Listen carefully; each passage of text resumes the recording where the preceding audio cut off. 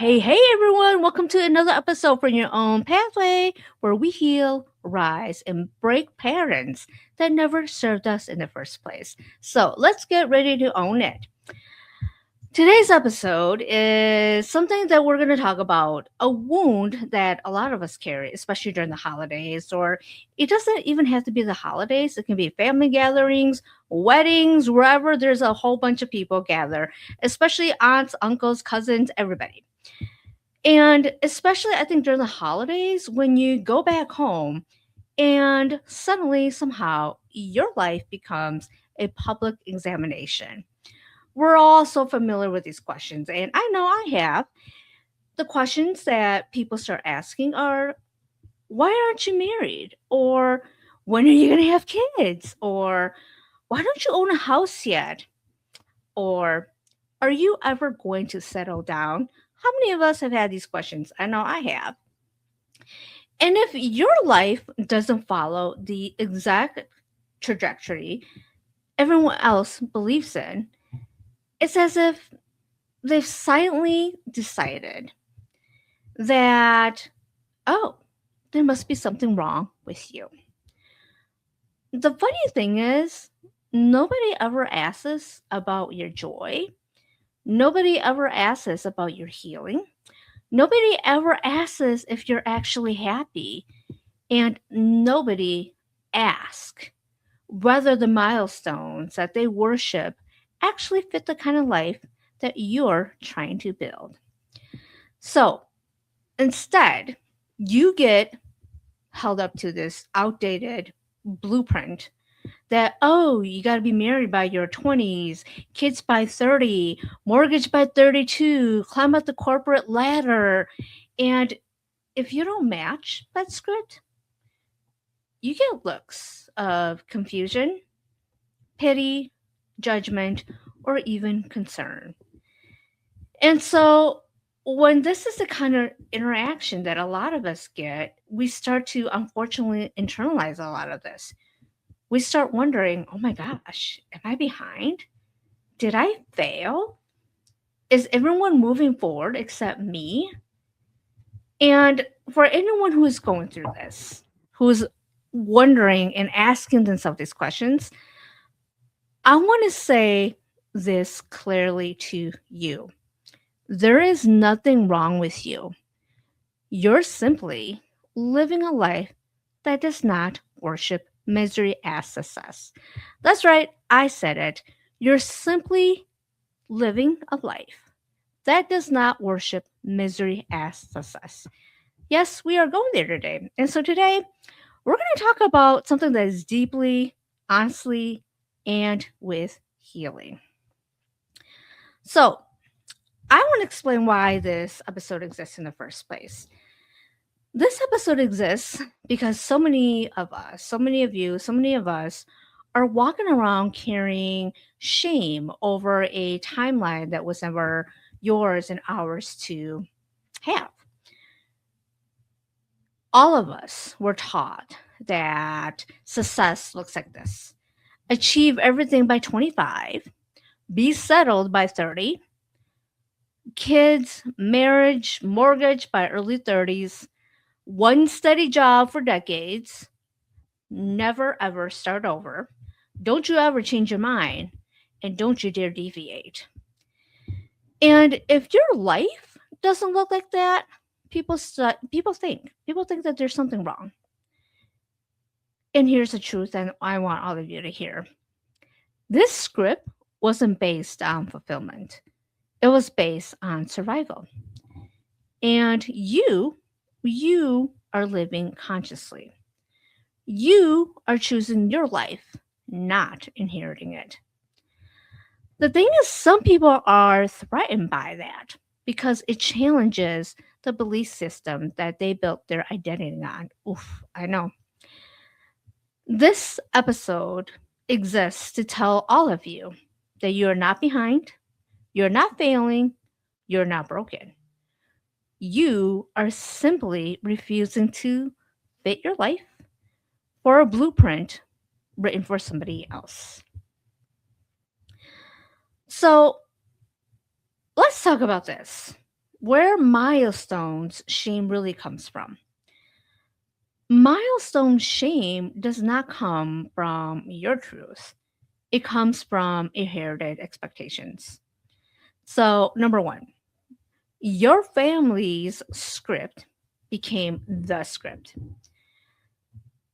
The truth is, many of our parents and grandparents lived in survival mode. This included marriage early, kids early, one career, follow the rules, not out of joy, but because they had no choice. When you choose differently, they interpret this as wrong.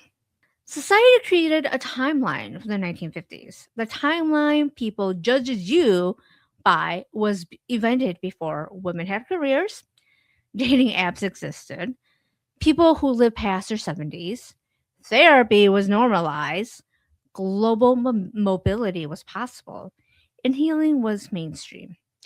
You are being judged by standards that don't match modern life, quite frankly. So, people project their fear, not their wisdom. When someone says to you, "Oh, you should hurry up," or "You'll regret waiting," or "You're too picky," or "You're going to miss your chance," what they actually mean is, "I'm afraid because I never gave myself permission to choose differently." Here's the thing: misery has been framed as maturity. Yes. For generations, suffering was praise. Enduring bad marriages, staying in miserable jobs, sacrificing dreams, and suppressing needs. People equated pain with responsibility. So when you decide to choose peace or joy, they see this as immaturity or being selfish. Milestone shame is inherited grief. When people judge you, they're not judging your life. They're grieving for the life that they never allowed or let themselves have. Because your freedom reminds them of their own unfinished dreams. And so, especially like during the holidays, there's like the holiday pity, the unsolicited advice and projections that somehow you're the target of all of this. And again, comes the worst part: the pity and the advice. Oof, the pity and the advice. We've all been there, okay? People don't just question you, they dump their fears on you. And let me tell you, as a child free woman, I get this all the time. People say to me, "If I were your age," or "If I could go back," or "You need to be careful," or "You should really think about." It's like, no, mm-mm. And I'm standing here thinking, well, you know what? I'm not you, thank goodness. And honestly, you probably need therapy, okay? So, what also gets me, especially if you're like single right now and you're like trying to date, or you choose not to date because, let's be honest, it's a shit show out there.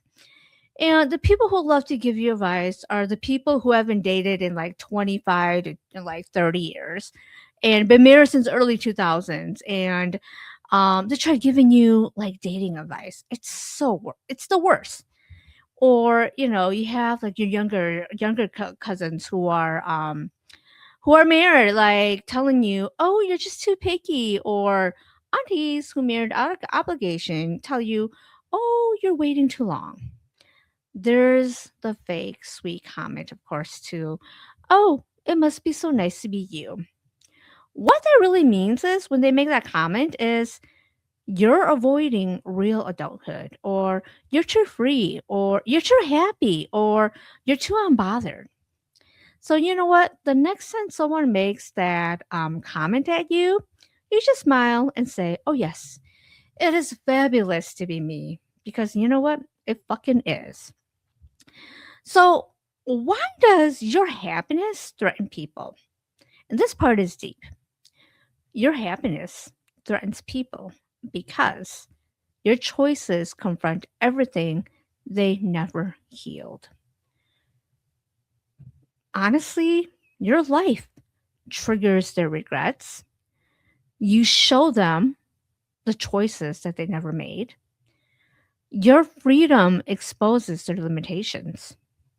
Maybe you left a job, the relationship, the town, and they never could. Your peace disrupts the narrative that they were raised on.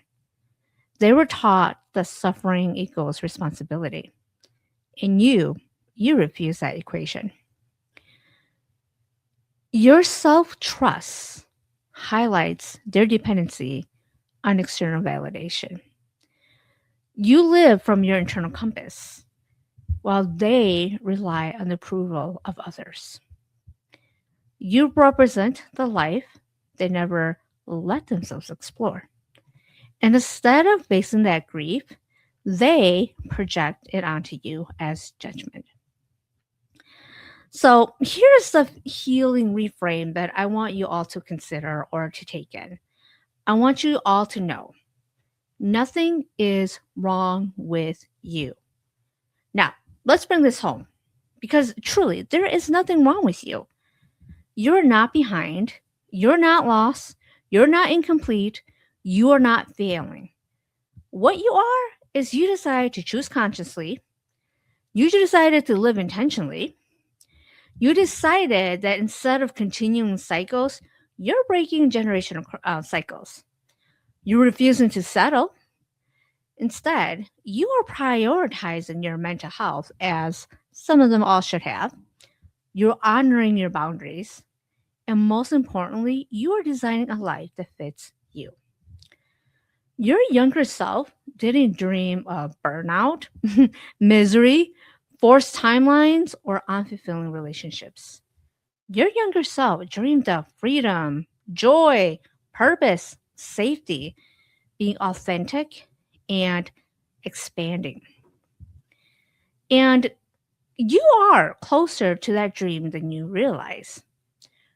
Your timeline is not broken, your path is not wrong, and your life is unfolding exactly as it needs to.